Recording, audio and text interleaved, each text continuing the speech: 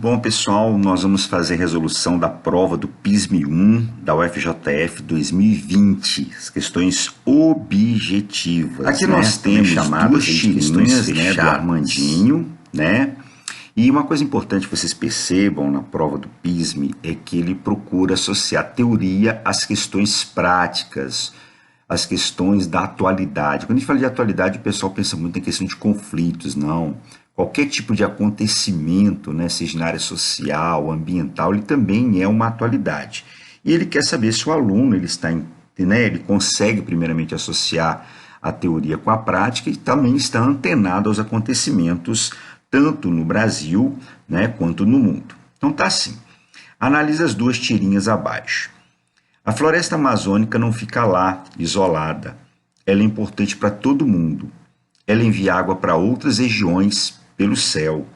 Pelo céu? Sim, pelos rios voadores. Então, observe que ele está falando aqui dos rios voadores. Aí a segunda tirinha. A revista fala de relacionamentos de famosos. Eu sei que podem achar bobagem, mas o que diz aí da relação do desmatamento com a falta de água? Opa! Observe que ele está querendo relacionar desmatamento com a falta de água. Tá vendo? E observe que ele está falando aqui da floresta amazônica. Então, ele está querendo associar essa tirinha número 2 com a tirinha de número 1, né? No qual ele falou que a floresta é importante por causa dos rios voadores e que desmatamento provoca a falta de água. Mas é uma pergunta que ele fez. Bom, o que são esses rios voadores? No Oceano Atlântico, ocorre uma elevada taxa de evaporação. Esse vapor d'água ele é transportado para o continente através dos chamados ventos alísios, que são aqueles ventos que saem do continente, dos trópicos, em direção ao Equador. Aqui está a linha do Equador, não é isso? Quando esses ventos são transportados aqui para a região continental, onde está a floresta amazônica, vai provocar muita chuva, que vai alimentar o quê? As florestas. E essas florestas, devido à alta temperatura, elas vão evapotranspirar. Então, ao evapotranspirar, vão liberar vapor, e esse vapor vai ser transportado agora, tá certo, para a região sul aqui, vamos colocar da América do Sul, pegando o sudeste e o sul do Brasil. Tá? Então, observe que grande parte da chuva que ocorre no sudeste e no sul do Brasil é proveniente dos rios voadores. Significa, então, o seguinte, respondendo ao Armandinho aqui, se nós tivermos um grande desmatamento na floresta amazônica, isso vai reduzir o regime pluviométrico do sul e do sudeste e do sul do Brasil. Tá? Inclusive, vocês devem ter visto em jornais aí um tempo atrás, né, de uma chuva escura em São Paulo, que era um material particulado proveniente das queimadas que ocorrem aqui na floresta amazônica. Vem então a pergunta. Com base nos conceitos usados nas tirinhas, marque a resposta correta. As formações vegetais, sobretudo as florestais, contribuem para o fornecimento de água para a atmosfera? Sim. E o processo de desmatamento da floresta amazônica pouco interfere? Não, muito interfere, né, pessoal? Desmatou, praticamente você reduz aquele vapor que vem em direção ao sudeste e ao sul do Brasil. Reduz os chamados rios voadores. Vamos, né, sair fora da letra B aqui e vamos pegar a letra C. Na letra C está assim. A cobertura vegetal possui papel fundamental no clima e na disponibilidade hídrica. Dessa forma, preservar e restaurar as formações vegetais contribui para a intensificação do aquecimento global? Não.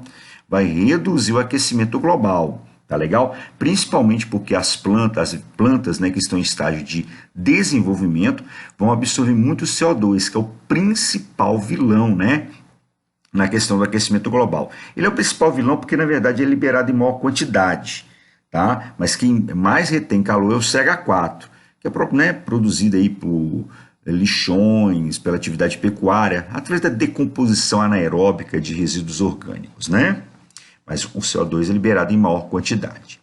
O desmatamento da floresta amazônica modifica apenas o ciclo hidrológico local? Não, pessoal, modifica o ciclo hidrológico, né, praticamente do Brasil todo. Né? Não é só do local lá não é só da Amazônia não. Você vê que o sudeste vai ser afetado pelo desmatamento da Amazônia. Não existe relação entre a diminuição das áreas de vegetação natural Bom, olha só, essas frases extremamente afirmativas, né? Não, nunca, fique com o pé atrás, tá certo? 90% das vezes elas estão aqui erradas, tá certo? Não existe relação. Lógico que existe relação da vegetação com o comprometimento dos recursos hídricos, tá bom? Então pega a letra B. Rios voadores é um nome dado ao transporte de umidade feito pelos ventos, que escoam entre 1.500 e 3.000 metros de altitude, apesar de nós não termos visto isso, mas é basicamente nessa altitude, a leste da Cordilheira dos Andes, porque o oeste seria o Oceano Pacífico, e que provoca a ocorrência de chuvas do centro para o sudeste do continente sul-americano, letra B. Ok? Vamos pegar agora a questão número 7, está assim. Nas últimas décadas, a maioria das regiões do planeta tem registrado aumento da temperatura média. Ele está falando do aquecimento global, né? Devido à elevação da emissão dos gases do efeito estufa, como, por exemplo, o CO2, né, que é o dióxido de carbono, e o CH4, tá certo? Que é o metano. Um dos aspectos do aumento da temperatura média global é o modo diverso pelo qual ela se expressa no espaço e no tempo. Um exemplo de variação no ritmo de aquecimento ao longo do tempo é o fato de algumas décadas registrarem aquecimento superior às outras. Por sua vez, a heterogeneidade espacial da taxa de aquecimento está ligada à influência de diversos componentes do sistema climático. Bom, então ele fez um enunciado para nós aqui. Então ele está falando sobre mudanças climáticas, né? Sobre a questão do aquecimento global provocado pela emissão, né, dos gases do efeito estufa. Então vamos lá. Sobre a questão das mudanças climáticas, é correto afirmar que, vamos observar o seguinte aqui. Coloquei um gráfico para vocês, onde ele mostra a emissão de CO2 e o aquecimento global. Se vocês observarem, essa linha azul é de emissão de CO2, e essas barras laranjas representam para nós a temperatura. Observem bem que quando ocorreu a partir do século XIX, né, que você substitui o carvão mineral pelo petróleo, né, como fonte energética e matriz elétrica e fonte elétrica, tá certo? O que acontece? Num determinado nível, quando essa emissão ultrapassa esse nível, né, a emissão de CO2 ultrapassa esse nível, o que acontece com a temperatura global? Ela começa o que, pessoal? A aumentar. E observe que coisa interessante, que esse gráfico ele praticamente representa o enunciado. Ele fala o quê? Um exemplo de variação no ritmo de aquecimento ao longo do tempo é o fato de algumas décadas registrarem aquecimento superior às outras. Você pode observar que teve um momento que teve, né, aqui, ó, se você pegar aqui na Segunda Guerra Mundial, olha só vocês, né, na Segunda Guerra Mundial, houve um aumento, tá certo, da temperatura, tá? Por causa de quê? Por causa da guerra em si, né, da utilização de bombas, material particulado na atmosfera, então houve muita retenção de calor, tá certo? Mas a atividade industrial diminuiu, né, pessoal? Por quê? Porque o mundo estava em guerra naquele momento. E uma coisa que ele fala aqui também, que é a heterogeneidade espacial. Muito bacana isso, né? A heterogeneidade. Então tem lá um momento que vai aquecer mais, um momento que vai aquecer menos. Então vamos lá. Nos últimos anos, a tendência negativa das temperaturas médias globais, tendência negativa, se nós estamos tendo um aumento do aquecimento global, a tendência é o quê? Positiva, como nós podemos observar no gráfico aqui. A temperatura aumentou. Observa-se cada vez mais que a queima de combustíveis fósseis, no caso carvão mineral, petróleo, e a consequente emissão dos gases de efeito estufa não são os responsáveis. Olha aquilo que eu te falei para vocês de frases altamente afirmativas, né? Na negação. Lógico que são os responsáveis. Coloquei para vocês aqui, inclusive. Os fenômenos de variabilidade oceânico-atmosféricos, como El Niño, oscilação sul-enos, que é a sigla, né? São os responsáveis pela elevação da temperatura do planeta? Não. O El Niño, na verdade, ele, segundo a explicação mais plausível que se tem, é que há um enfraquecimento dos ventos alísios, né, que vão em direção ao oeste, em direção à Oceania e à Ásia, fazendo que haja não tenha ressurgência na costa ocidental da América do Sul. Então não tem nada a ver a questão do El Niño com o aquecimento global, tá certo? O El Niño é um fator, um elemento meteorológico totalmente diferente da questão do aquecimento global. Então não há relação. Com os oceanos e a atmosfera mais quentes, os eventos meteorológicos climáticos extremos tendem a ocorrer com maior frequência e menor intensidade? Não, com maior intensidade, tá certo? Tanto maior frequência quanto a intensidade também. Letra E. A diminuição da superfície de gelo, porque o gelo, pessoal, ele tem uma capacidade de reflexão muito grande, né? E neve contribui para a redução da reflexão. Exatamente, porque ele tem um albedo, né, muito alto, ou seja, reflete muito. Aumentando a capacidade de absorção de energia pela superfície, exato, né? Porque você expõe a rocha, expõe o solo, então absorve mais. E, consequentemente, intensificando o processo de radiação. Muito bem, então está aqui para vocês a letra E, tá? Que é a resposta. Vamos pegar a questão número 8, né? Uma questão de cartografia para nós aqui, tá bom? Observe que as duas primeiras questões elas ficaram relacionadas ali, mas as questões ambientais. Uma o desmatamento e outra o aquecimento global. Em maio de 1973, o historiador alemão Arno Peters, 1916 e 2002, convocou uma entrevista coletiva em Bonn, né? Então capital da República Federal da Alemanha Ocidental. Diante de 350 jornalistas internacionais, ele anunciou um novo mapa do mundo baseado no que se chamou de projeção de Peters. Foi uma sensação imediata e logo a notícia estava na primeira página da imprensa internacional. No Reino Unido, o Guardian publicou uma matéria intitulada O Bravo Mundo Novo do Dr. Peters, anunciando o novo mapa e sua projeção matemática. Está aqui a projeção de Peters para vocês. Para quem viu pela primeira vez o mapa em 1973, sua novidade estava na aparência. Parece que o mundo está esticado, né, pessoal? Tá bom? Para aqueles acostumados à projeção de Mercator, os continentes do hemisfério norte tinham o tamanho aumentado, enquanto a África e a América do Sul assumiam a aparência de lágrimas, caindo em direção à Antártida, né? Porque ele teve que deformar os ângulos para corrigir as áreas. Não é à toa que ela é uma projeção chamada de equivalente. Vamos então à pergunta. Sobre a projeção de Peters, marca a alternativa correta. Então está aqui, ó. Aqui a projeção de Peters e aqui está a projeção de Mercator. Dê uma observada, olhem a área, tá certo, aqui da América do Norte, da Europa, e olha a área agora aqui em Peters, vê que está bem menor. Mercator chama de conforme, ele respeitou a forma, mas as áreas estavam erradas, tá certo? Agora, olha só o tamanho da América do Sul aqui em Mercator e olha o tamanho da América do Sul aqui em Peters. Olha o tamanho da África aqui em Mercator, desculpa, em Peters e olha aqui em Mercator. Então, ele corrigiu essas áreas. Então, vamos lá. Ao publicar sua projeção, Arno Peters deu maior destaque aos países de latitudes elevadas?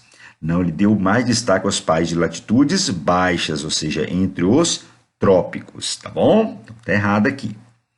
A visão de mundo difundida pelo Arno Peters e sua projeção acabou com as desigualdades econômicas? Não, ele não acabou com a desigualdade econômica, certo? Ele só mostrou a questão da área. Ela foi chamada de projeção do mundo subdesenvolvido porque, na época, o mundo subdesenvolvido apresentava áreas diferenciadas, favorecia mais os países, né, que estavam na faixa latitudinal da Europa.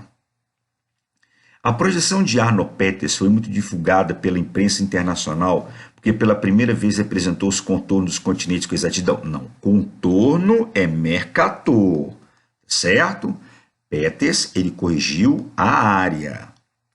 A projeção de Arno Peters atendeu os anseios dos países mais pobres? Tanto que foi chamada de projeção dos países subdesenvolvidos, porque a maior parte dos países subdesenvolvidos tinha que área menor, né?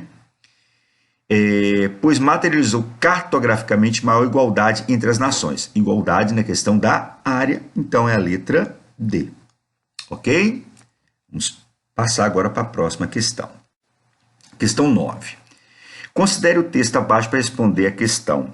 Em um dia mundial, a ONU, Organização das Nações Unidas, pede acesso universal a serviços de água e saneamento. Aí você vê uma coisa interessante, a gente trabalha muito com hidrografia, né? A menino está às vezes preocupado em decorar conceitos e vê que é uma situação prática. Ele vai trabalhar com a questão do saneamento básico, ou seja, a questão da disponibilidade, da acessibilidade dessa água, né? Para todos, e água de qualidade.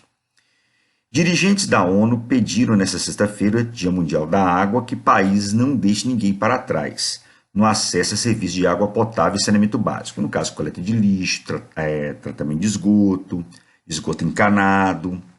Atualmente, estima-se que 2,1 bilhões de pessoas no mundo vivam sem água própria para o consumo humano. Organização alerta que degradação ambiental, crescimento populacional e mudanças climáticas poderão agravar desafios de oferta e disponibilidade dos recursos hídricos. Porque às vezes a disponibilidade ela não é a questão de você ter acesso à água em si, é ter acesso à água de qualidade, porque a maior parte dos mananciais hídricos que nós temos, sejam córregos, rios ou até mesmo aquíferos, estão contaminados por esgoto, seja esgoto doméstico ou esgoto industrial. Em relação aos problemas ambientais que envolvem o acesso à água e ao saneamento básico, marca a alternativa correta. Letra A. O acesso à água potável é uma questão ligada apenas às condições climáticas? Não, também tem a questão pública, né? Dos gestores públicos levarem essa água às pessoas. Porque não adianta você ter o rio e o rio está o quê? Poluído ou contaminado. Então está errada a letra A. Vamos soltar a letra B. A crise hídrica não é mais um problema isolado, embora só afete os países localizados nas regiões de climas áridos e semiáridos. Não. Você vê, por exemplo, nós temos problema de falta de água, como aconteceu em 2015, na região sudeste, por falta de quê? Não só da chuva, mas também porque os nossos mananciais estão praticamente todos eles poluídos. Está errado. O texto apresenta uma visão otimista para a questão da água, pois o número de pessoas no mundo sem acesso à água adequada ao consumo humano é pequeno. Não, ela é grande. Essa tela é muito grande. Tá? Você vê, por exemplo, se você vê um bairro rico passando por falta de água, você me mostra. Quem passa mais por questão de falta de água é pobre. É melhor abastecer o rico, ainda mais que o rico tem dinheiro para poder pagar por essa água, né? E o pobre não tem, então dá para ele uma água de péssima qualidade. Não se verifica no texto uma preocupação com a interferência antrópica no esgotamento. Opa, se nós observarmos, olha aqui, ó, crescimento populacional, ele está falando de interferência o quê? Antrópica, interferência do homem. Então, está errado, existe preocupação no texto, sim. Então, qual é a resposta correta? É a letra B, vamos ver? As condições climáticas, que ele falou aqui para nós, ó, questões climáticas, somadas aos aspectos sociais, econômicos e políticos de cada região. Exatamente, ele falou aqui que, ó, crescimento populacional, por exemplo, né? Cadê? Do globo interfere decisivamente no acesso ao serviço de água e esgotamento. Com certeza. Não é pensando em ter o rio, essa água tem que estar tratada, ela tem que estar disponível às pessoas que precisam, né? De forma igualitária, pobre e rico. Indomalaio, aqui, ó, Indonésia e Malásia, está falando dessa região aqui. Todo o conjunto do arquipélago Indomalaio se encontra distante do limite de placas tectônicas? Não, está distante não, está próximo, tá legal? Enquanto o Brasil tem baixa atividade sísmica pelo fato de se encontrar em domínio de margem passiva, por quê? Porque, na verdade, se você for analisar, o Brasil tem sismo de baixa magnitude. É porque, na verdade, nós não estamos em borda. Só um minutinho, isso aqui não é a borda da placa, tá? Aqui é só para mostrar um limite de atividade sísmica, tá bom? Com seu território contido na porção central da placa sul-americana, a Indonésia encontra-se em margem ativa, o que explica as atividades sísmicas significativas nessa região do planeta. Inclusive, a Indonésia faz parte do ciclo do fogo do Pacífico. Então, letra C. Só para mostrar para vocês aqui, ó. Aqui é a Indonésia e a Malásia. Isso aqui é o chamado Círculo do Fogo do Pacífico, que pega a costa ocidental da América do Sul. Aqui vai sair no continente asiático, tá legal? E indo até a Oceania, aqui na Nova Zelândia.